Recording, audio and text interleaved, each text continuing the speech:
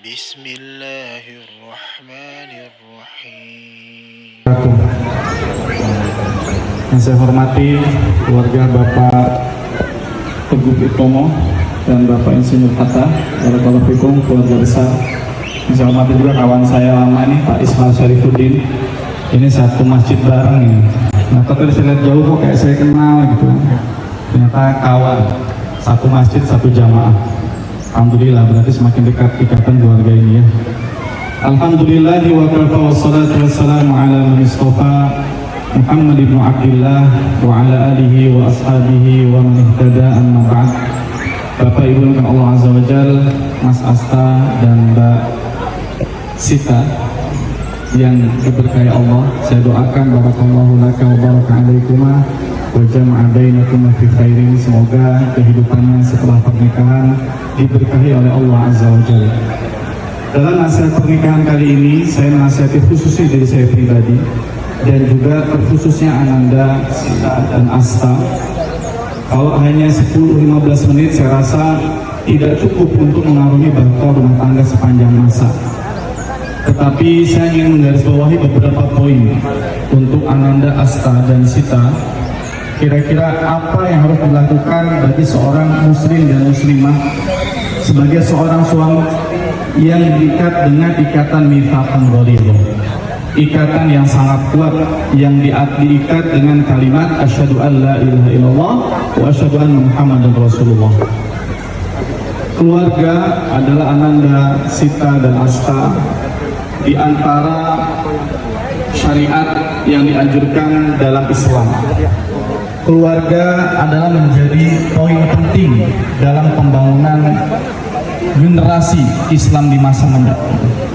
Menikah atau berkeluarga di antara bentuk yang menjadi perhatian Allah Azza wa Jalla, sehingga sampai Allah Ta'ala berfirman yang tadi disampaikan oleh Ananda. Allah Ta'ala berfirman, a'udzubillahi minasyaitonir rajim, wa min ayatihi an khalaqalakum min anfusikum azwajan litaskunu ilaiha wa ja'ala bainakum mawaddatan wa rahmah inna fi dzalika laayatan lakum inkum laayatan liqaumin yatafakkarun. Sesungguhnya di antara tanda-tanda kebesaran Allah, yaitu Allah menciptakan pasangan-pasangan untuk kalian dari jenis kalian sendiri, yaitu laki-laki dengan perempuan, ya Pak ya. Allah ciptakan banyak sekali di dalam Al-Quran. Kalau menyebut kehidupan para nabi, mesti diceritakan juga tentang anggota keluarganya. Adam dengan Hawa, ya, Nabi Musa dengan istrinya, Nabi Ibrahim alaihissalam dengan Sarah dan Hajar, ya, dan seluruh para nabi semuanya diceritakan tentang anggota keluarganya.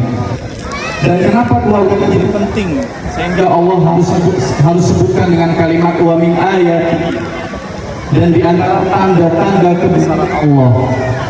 Ayat ini di antara ayat-ayat lain, ya Allah menceritakan tentang kebesaran ayat-ayatnya yang lain, seperti penciptaan alam semesta, penciptaan langit dan bumi, penciptaan hewan-hewan, kemudian perpindahan siang dan malam, dan seterusnya, yang kita anggap itu adalah bagian dari kebesaran Sang Maha Pencipta.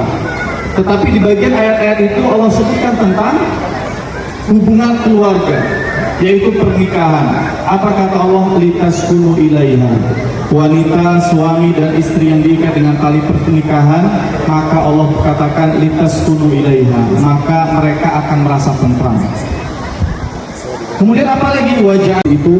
Dan saya ingin share kepada Mbak Sita dan Mas Asta, dan juga kepada hadirin yang hadir pada pagi hari ini, yang ingin mungkin menghadirkan kembali kehangatan cinta yang sudah lewat 10, 20, atau 30 tahun yang lalu. Ternyata ada kiat-kiat yang istimewa yang itu disampaikan di dalam Al-Quran banyak sekali, dan juga dilakukan oleh para Nabiullah, dilakukan juga para wali-wali Allah, dan juga para ulama untuk melanggengkan pernikahan dan untuk mendapatkan kebahagiaan di tengah keluarga. Kiatnya cuma satu, saya menyebutnya dengan kiat imaniyah, kiat yang berkaitan dengan iman. Apa kiatnya Ustaz? Kiatnya cuma satu. Di dalam kehidupan rumah tangga, khususnya Mas Asta dan Mbak Sita, beribadahlah bersama-sama. Nikah itu adalah bentuk peribadatan kepada Allah, maka di dalamnya harus diisi dengan ibadah kepada Allah. Apa bentuk peribadatan bersama-sama itu? Lakukanlah sebisa kita, walaupun dengan kuantitas yang sangat minim. Misal sholat berjamaah, nanti abis ini ada sunnahnya, sholat sunnah 2 rakaat ya, Mas Asta dan Mbak Sita, sholat 2 rakaat ya, sunnah dimanapun. Nanti mungkin setelah di rumah, kalau di sini tidak memungkinkan, masuk kamar, laksanakan sholat 2 rakaat, selesai 2 rakaat, kemudian cium kening istrinya, kemudian berdoa, minta perlindungan kepada Allah dan minta kebaikan dari kedua belah pihak.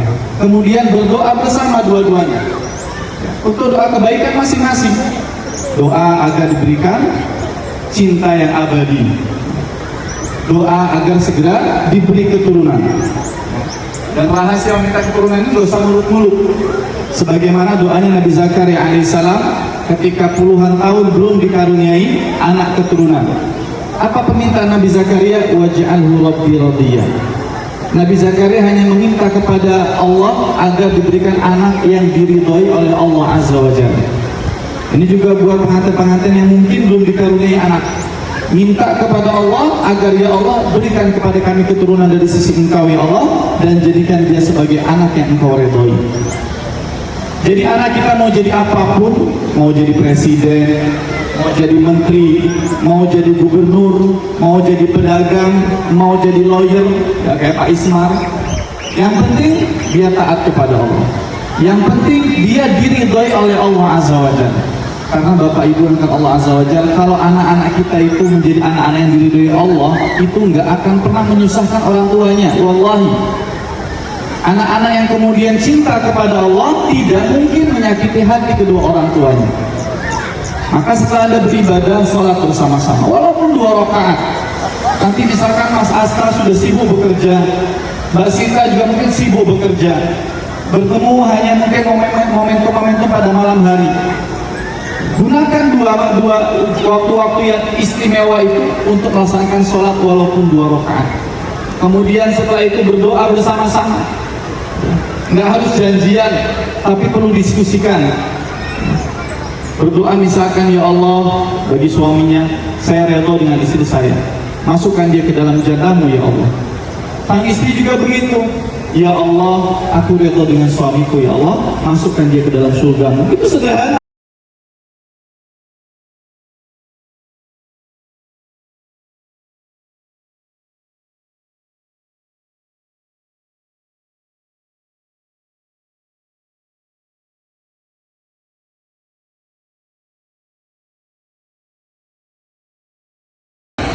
Minta redho kepada Allah Azza wa Jalla.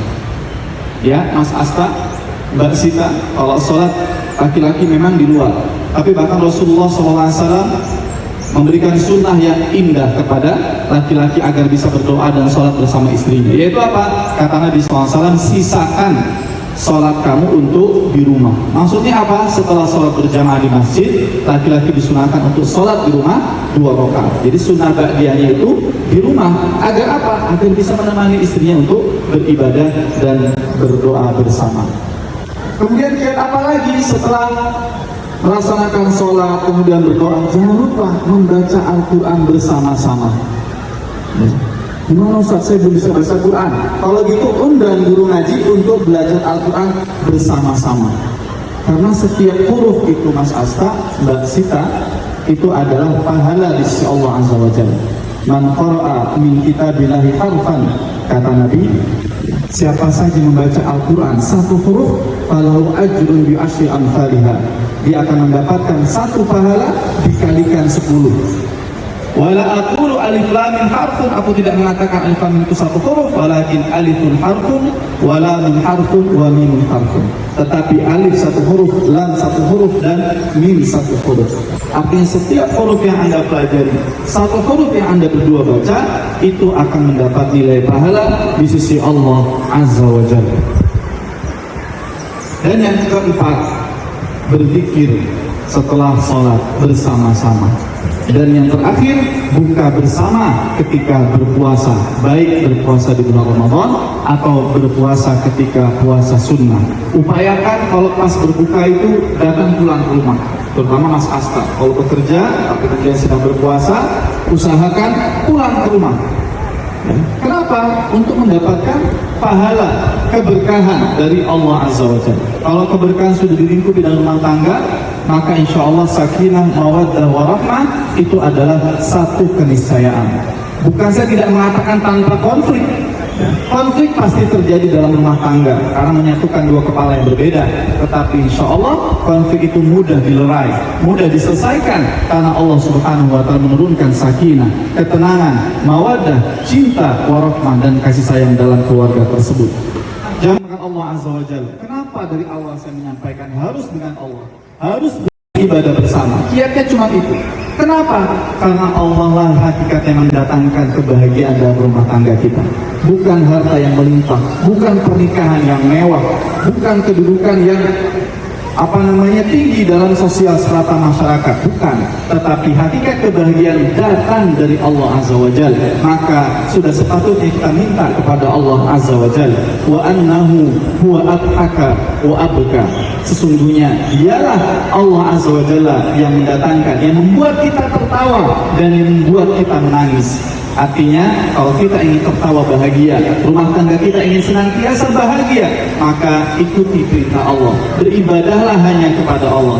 Dalam ayat yang lain, Allah Ta'ala berfirman, A'udzubillahi minasyaitonir rajim. Man 'amila shalihan min dzakarin aw untha wa huwa mu'min, falanuhyiyanahu hayatan thayyibah wa lanajziyannahum ajrahum bi ahsani ma kanu ya'malun. Siapa saja bagi laki-laki dan perempuan, man amil salihan, beramal saleh, dzakarin aw untha, laki-laki ataupun perempuan, falanuhyiyanahu hayatan thayyibah, maka kata Allah, pasti kami akan berikan kepadanya kehidupan yang baik. Allah buat kalimat falanuhyiyanahu itu ada dua kata penegas, lam di depan dan nun taukid di belakang. Menunjukkan apa? Menunjukkan pasti Allah akan berikan kehidupan yang baik bagi laki-laki dan perempuan yang beramal saleh. Wa huwa mu'min, dan melaksanakan amal saleh itu karena iman kepada Allah Azza wa Jalla. Karena yakin bahwasanya setiap ketaatan akan berbuah kebaikan dalam kehidupan rumah tangga kita. Kenapa harus kembali kepada Allah? Karena Allah mendatangkan kebahagiaan dalam rumah tangga kita, dan juga karena Allah perintahkan kepada kita.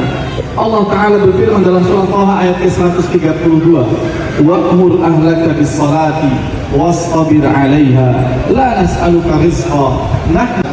Ya, Allah perintahkan agar memerintahkan istrinya melaksanakan salat, melaksanakan perintah Allah, wastabir 'alaiha, dan bersabarlah kalian dalam melaksanakan ketaatan kepada Allah.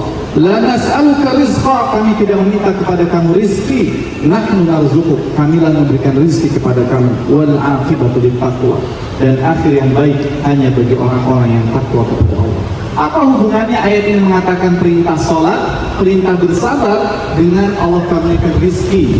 Ternyata sangat erat kaitannya antara ketaatan kita kepada Allah dan rizki yang Allah turunkan kepada kita. Jangan dibalik, Mas Asta, jangan dibalik. Jangan sibuk nyari rizki tapi lupa untuk taat kepada Allah. Jangan sibuk nyari rizki atas nama membahagiakan istri, tapi penuhi hati kita kepada Allah. Allah akan datangkan rizki dalam kehidupan rumah tangga kita. Dalam ayat ini sangat jelas sekali. Ketika kita memerintahkan anggota keluarga kita untuk taat kepada Allah, yang belum bisa ngaji disuruh mengaji, yang masih jarang sholatnya perintahkan untuk melaksanakan sholat, dan sabar, istiqomah dalam taat kepada Allah, Allah akan memberikan rizki. Nahnu narzuquk. Ini korelasinya luar biasa. Kenapa? Karena banyak manusia khawatir setelah menikah itu bagaimana nanti ya saya menghidupi istri saya, bagaimana nanti saya menghidupi anak-anak saya, bagaimana nanti orang tua sudah tua tinggal sama saya. Mereka bingung. Padahal kata Allah, nahnu narzuquk, kamilah yang memberikan rezeki kepada kami. Jadi tidak ada yang perlu dikhawatirkan untuk urusan dunia Mas Asta dan Mbak Sita. Yang dikhawatirkan adalah ketika kita jauh dari Allah Azza wa Jalla. Jadi bagi pengantin-pengantin yang lama, Bapak Ibu bukan Allah Azza wa Jalla, kalau sudah mulai romansa itu hilang dalam kehidupan rumah tangga, coba ayo kita mulai. nanti malam sholat 2 rakaat bareng-bareng sama bapak sama ibu, ya, kemudian baca Al-Quran sama-sama, kemudian berdoa kepada Allah Azza wa Jalla, insya Allah pagi harinya akan mendapati keluarga, ya, atau Allah akan mendatangkan cinta yang lebih hangat dari yang sebelumnya billahi ta'ala. Nah, ini kiat saya cuma satu, kiat imannya agar beribadah bersama-sama untuk taat kepada Allah Azza wa Jalla. Sisanya Mas Asta, Mbak Sita, saya ingin menyampaikan firman Allah terkait tugas dan kewajiban dalam rumah tangga. Enggak banyak. Kata Allah Azza wa Jalla, ar-rijalu qawwamuna 'alan nisa. Laki-laki itu adalah pemimpin bagi perempuannya, bagi istri-istrinya. Dan wabima anfaqu min amwalihim, dan dengan apa-apa yang Allah nafkahkan kepada laki-laki untuk memberikan nafkah kepada perempuan. Sebagai pemimpin rumah tangga, maka kewajiban nafkah berada di tangan Mas Asta. Nafkah lahir, nafkah batin dipenuhi. Itu kewajiban utama. Kalau pemimpin, Mas Asta sudah tahu. Pemimpin dia harus menjadi teladan, menjadi imam, ya. Kemudian melakukan hal-hal yang baik. Ya, sebagai seorang pemimpin, bukan sebagai seorang penguasa. Karena kesan penguasa itu seolah-olah nanti istrinya menjadi budak, istrinya berhak diperintah-perintah sesuka hatinya tanpa memperhatikan perasaan dan pekerjaannya. Maka sebagai pemimpin yang baik, maka taat kepada Allah, nanti istri akan mengikuti Anda. Mbak Sita, apa tugas perempuan itu? Tugas istri itu, kata Allah, ayat selanjutnya, kalimat selanjutnya, fas-salihatu qanitatun hafidhatul lil ghaibi bima hafidhallah. Tugas perempuan itu adalah taat kepada Allah, taat kepada suami, dan menjaga kehormatan dan aib rumah tangga. Gampang sebenarnya bagi perempuan itu. Cukup itu aja yang dilakukan. Kenapa? Dalam hadis yang lain Nabi mengatakan, idza shallatil mar'a khamsaha. Apabila perempuan itu sholat 5 waktu tepat pada waktunya, wa shama syahraha, dan berpuasa di bulan Ramadan, wa ata'at zaujaha, dan mentaati suaminya, maka dikatakan kepada mereka, udkhulul jannah haitsu syi'ti. Masuklah kalian para perempuan ke dalam surga Allah dari pintu mana saja yang kalian kehendaki. Demikian yang dapat saya sampaikan, tidak banyak, karena kalau tarbiyah ibu rumah tangga suami istri itu panjang seumur hidup, tapi mudah-mudahan yang sedikit ini Mas Asta, Mbak Sita bisa bermanfaat untuk mengarungi kehidupan rumah tangga di masa mendatang. Barakallahu fikum, subhanallahi wa bihamdika, asyhadu an la ilaha illa anta, astaghfiruka wa atubu ilaik. Wassalamualaikum warahmatullahi wabarakatuh. Waalaikumsalam warahmatullahi wabarakatuh. Itu terima kasih kepada Bapak Ustaz Abdus Somad, dan semoga kita semua mendapatkan keberkahan.